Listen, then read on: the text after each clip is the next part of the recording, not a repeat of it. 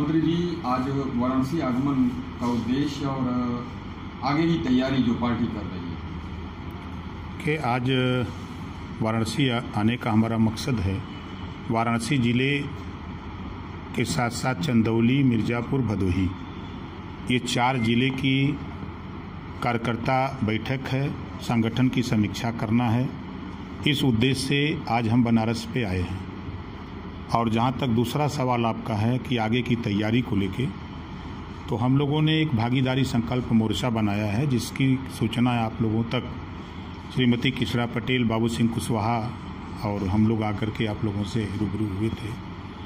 तो 8 दलों का मोर्चा बना है, भागीदारी संकल्प मोर्चा, और हम लोग गांव स्तर पे अपने संगठन को मजबूत कर रहे हैं। और जिस तरह की तैयारी चल रही है, हम लोगों को पूरा विश्वास और भरोसा है कि हम लोग 403 सीटों पर चुनाव लड़ेंगे और उत्तर प्रदेश में सरकार बनाने का काम करेंगे। तो प्रकाश जी, अकेले लड़ेंगे या फिर किसी बड़ी पार्टी से, जैसे भाजपा से आपने गठबंधन किया था?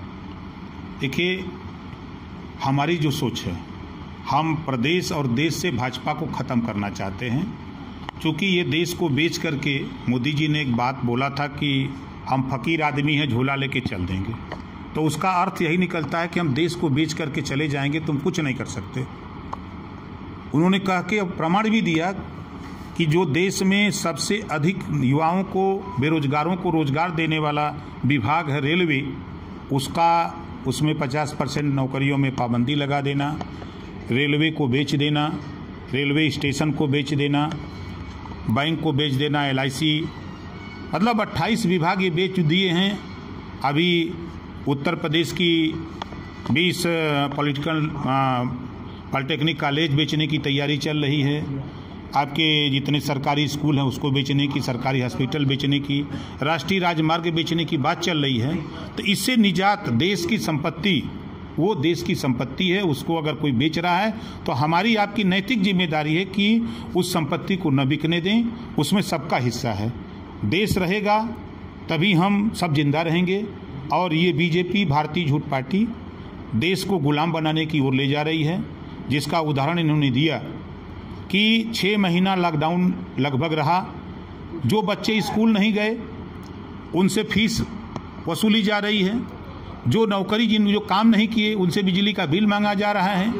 आप अगर मांग रहे हो 50 गुजरातियों का कर्जा माफ़ किया, 50 गुजरातियों का कर्जा माफ़ किया, तो ये देश में जो घरेलू बिजली है, जो फैक्ट्रियां बंद हैं, कल कारखाने बंद हैं, आप उनके बिजली का बिल क्यों नहीं माफ़ करते हो?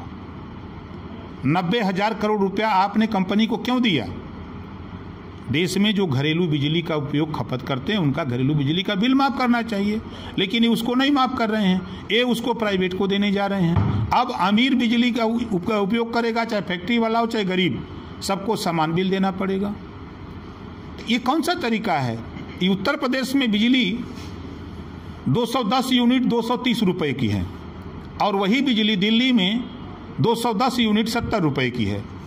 तो दिल्ली में लोहे की तार से है और उत्तर प्रदेश में सोने की तार पे बिजली आती है। ये सरकार शुद्ध रूप से देश को लूट रही है।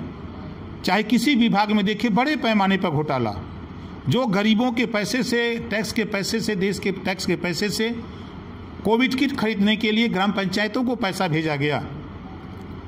उस पैसे में 2800 का कोविड किट 26,000, 1500 का 22,000 में खरीदा जा रहा है। जब संजय सिंह राज्यसभा सांसद आप आदमी पार्टी जब इस बात को बोल रहे हैं, तो उनके ऊपर फर्जी मुकदमे लिख रहे हैं कि तुम सही क्यों बोल रहे हैं। इसका मतलब कि ऊपर से लेके नीचे तक देश को लूटने में लोग लगे हैं। बड़े बड़े घोटाले आपने देखा। हिमाचल प्रदेश में बीजेपी का प्रदेश अध्यक्ष पकड़ा गया, PPE किट में जेल भी गया, डायरेक्टर जेल गया।